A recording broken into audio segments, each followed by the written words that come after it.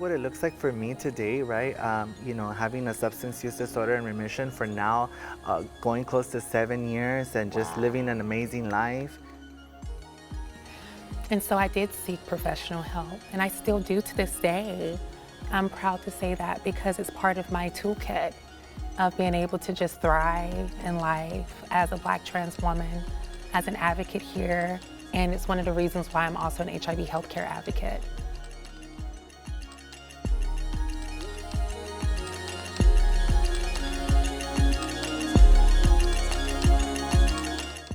Welcome to Living E-Ready on LATV. I'm Dr. Hilda Sandoval, licensed marriage and family therapist.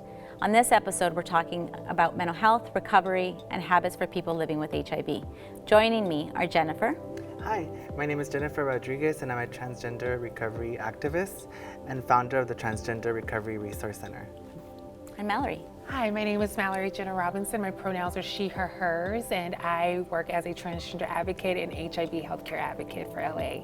Wonderful. For each of you, what kind of support did you have when you first found out that you were diagnosed with HIV? For me particularly, I had no support. Everyone in the community, even in the LGBT community, there was a lot of stigma around the topic of HIV. So I particularly did not have anybody supporting me, and it wasn't until I actually found recovery where I found a community that completely supported me. If you don't mind me asking, Jennifer, how long have you been living with HIV? I've been living with HIV since 2004. What about you, Mallory? Absolutely. I've been living with HIV now since 2011, and the support for me at that time, I was a sophomore in college and just trying to really figure things out for myself. And fortunately, I was able to turn to my mom, growing up with a single mom and just coming from a supportive background with her and always supporting me in my gender identity as a trans woman and, also my HIV status. It was really important to be able to share that with her. Tell me what that journey has been like. Has there been moments in which, like for you, Jennifer, that you turned to substances? What was that breaking point for you? So for me, I think the turning point was just being at the lowest point in my life, thinking this is what it's going to be for me. It's just using drugs and dying eventually of HIV. I was always, of course, I had a negative outlook, and I'm so grateful that today it's like it's okay. I'm more. I have a positive outlook. What about for you, Mallory?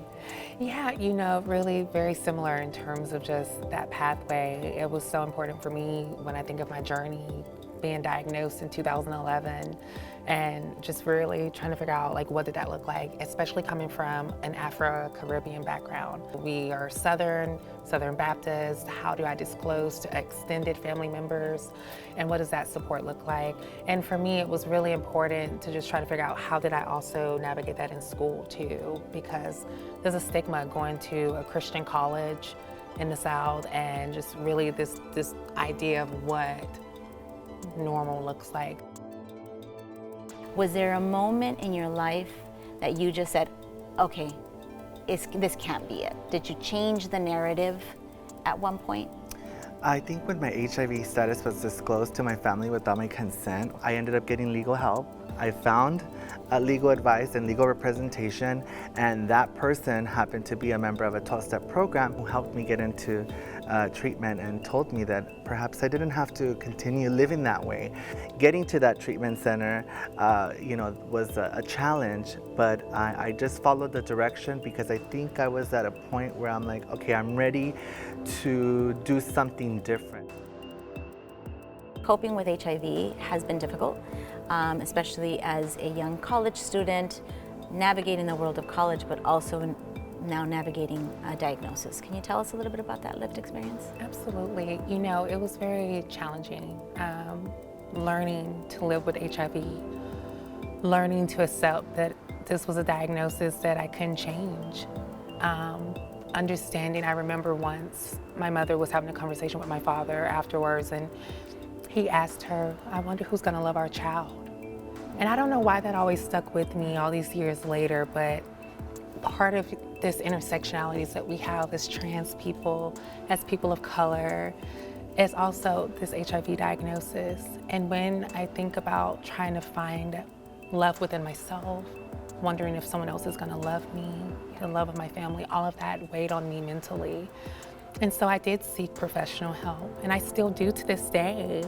I'm proud to say that because it's part of my toolkit of being able to just thrive in life as a Black trans woman, as an advocate here. And it's one of the reasons why I'm also an HIV healthcare advocate. And that is important through mental health. Being able to talk to someone, and again, from someone who's battled anxiety and depression, you know, as well as just trouble eating and sleeping. Mental health has been very important to me, having a therapist, having someone to talk to. Have you talked or have you addressed kind of like the bigger issue that may have been, you know, unraveled because of your substance use? I suffer from a co-occurring disorder, right? Substance abuse and mental health, right? Disorders. And so I think for me, what has really helped is, again, becoming a part of those therapeutic communities that are just behind me 100%. There's a lot of stress, but I believe that when we have treatment that addresses both mental health and substance use disorders at the same time, and that it's catered to the true trans experience, then we can really address all the different, you know, intersections of my identity. Did you find it easy or difficult to access mental health services? Specifically in 2011, going back to that time frame. And one of the things that was important for me was to make sure that I sought mental health services. And so my doctor at the time, and this was also when I began HRT, so hormone replacement therapy, because I was diagnosed in Alabama. So totally different healthcare there in 2011. So I didn't have access to HRT. So once I got my diagnosis, it was also like an access point in a lot of ways and a breaking point for me in regards to just being able to access HRT, mental health, talk about, again, these intersectionalities that we shared. And then one of the things that I just wanted to add really quickly was about the fact of violence. When we think about our community and disclosing being HIV positive. And so that was a huge fear of mine. And so again, dating, navigating that. Part of my conversation with my therapist was like, how do I disclose safely? Yes. How do I make sure I keep myself safe as a Black trans woman, because our mortality rate is 35. As a result of that, you have a wonderful blog, and I'd love for you to share a little bit about your blog, because I think it's a very telling piece of your journey. Can you talk to us about your blog? Thank you so much. Yes, it's called A Hateful Homicide. It is a true crime podcast on Apple Podcasts and Spotify. It's dedicated to telling the stories regarding the victims of the transgender, gender non-binary, and gender expensive community. My goal was to make sure that each and every victim, whether you're trans masc, trans feminine, non-binary, however you identify and express, that you had a voice, because so many times our community, we're either blamed for what happens to us, right? So we don't get that support like a lot of our other community members do. And especially, again, if it's someone who is trans and HIV positive, right? So then there's this even extra layer of blaming there. Yeah. How are you doing today? I think what it looks like for me today, right, you know, having a substance use disorder in remission for now, going close to 7 years and just living an amazing life. You know, at the beginning, I was working in substance abuse treatment, and then from there I started working in public health. And it is okay at my job to be who I am. They encourage recovery, and when we create those safe spaces for trans people in a workplace, it allows us to succeed as a community. And it's a win for all. And so I'm very proud to be a part of this organization who's doing amazing things with the trans community. What would you like to share with somebody who is struggling? For anyone that's struggling, it's important to reach out for help. There are so many organizations right here in California and Los Angeles County, and so many organizations that I'm a part of, and I know many of my sisters and brothers are a part of, right, that are helping out our community. It's important to ask for help and get connected. What really helped me is talking to my medical provider Okay. and just being honest of where I'm at in my process of recovery, or especially HIV, especially mental health, right? And then my provider can then make a decision, my medical provider, right? And give me even more resources. So thank you both for sharing your story.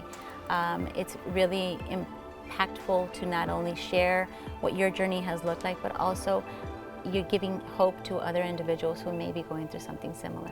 Thank you so much, Jennifer and Mallery, for sharing your stories here. I am Dr. Hilda Sandoval, and this is Living E-Ready.